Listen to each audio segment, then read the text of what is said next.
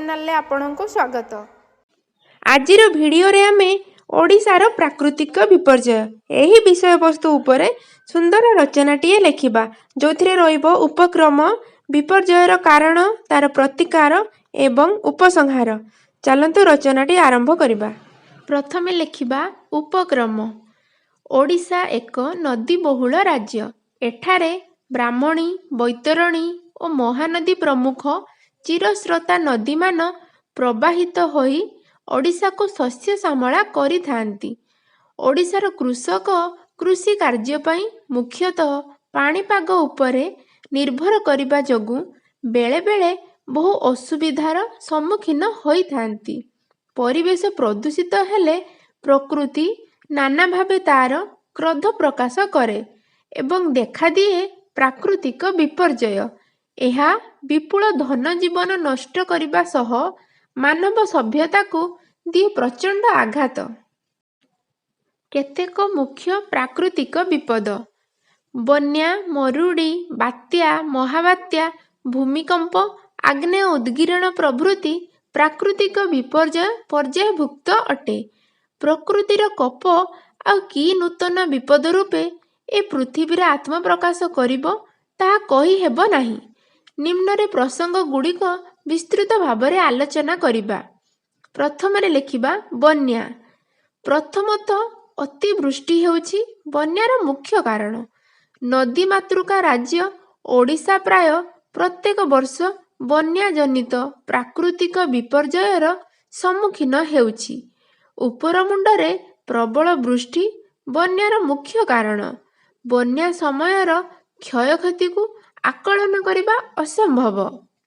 द्वितीय लेखिबा बात्या। प्राकृतिक विपर्ययर अन्यतम साथी हेउछि बात्या। एहा साधारणतः ग्रीष्म प्रधान देश मानकरे समुद्र उपकूलवर्ती स्थान मानकरे संगठित होइथाय। बात्यार उत्पत्ति स्थल हेउछि बंगोपसागर। एही समयरे 80 रु 220 किलोमीटर बेगरे पवन बहिबा सहित झड़ वर्षा लागी रहे। बात्यारे धन जीवन क्षतिग्रस्त होइथांती। तृतीय लेखिबा मरुड़ी। वृष्टिहीनता जोगु खाद्य और जलर अभाव जोगु दुर्भिक्ष तथा मरुड़ीर प्रादुर्भाव ओडिशार जातीय जीवन पाई अन्यतम अभिशाप। ओडिशा रे साधारणतः मौसुमी वायु जनित वृष्टिपात होइथाय।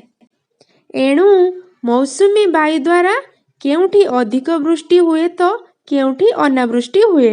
फलरे नाना संक्रामक रोग हेबा सह अपमृत्यु हार वृद्धि घटिथाय।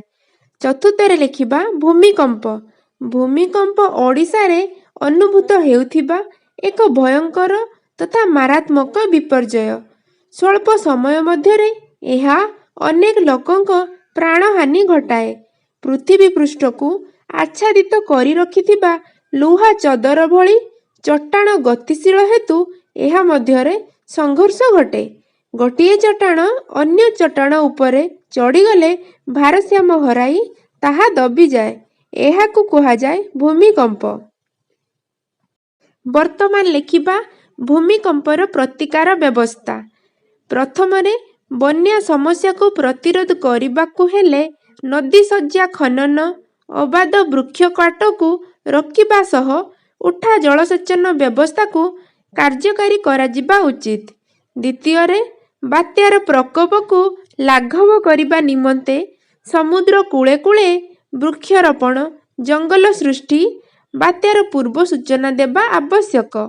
तृतीय रे मरुड़ीर प्रतिकार निमंते क्षुद्र और मध्यम धरणर जलसेचन प्रकल्प कार्यकारी करिबा उचित।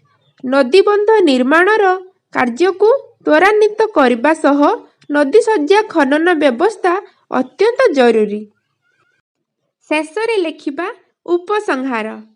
प्रकृतिर जादू खेल निकटरे मनुष्य हार मानि जाए। कारण नियतिर इच्छा मते संसार रे सबु कार्य चाले। सांप्रतिक जुगरे जंत्र मानव विज्ञान बलरे असाध्य कार्य को साधन करुछि। आज मनुष्य प्रकृति निकटरे निजर पराजय स्वीकार करने को बाध्य होइछि। आगामी किछि वर्ष मध्यरे ପ୍ରାକୃତିକ ବିପର୍ଯ୍ୟୟର ଭୟାବହତା ଏହି ଯାନ୍ତ୍ରିକ ମାନବ ହୁଏତ ପ୍ରତିହତ କରିପାରିବ। ଏଥିପାଇଁ ସରକାରୀ ପ୍ରୋତ୍ସାହନର ଆବଶ୍ୟକତା ସର୍ବାଗ୍ରେ ବିଚାର୍ଯ୍ୟ।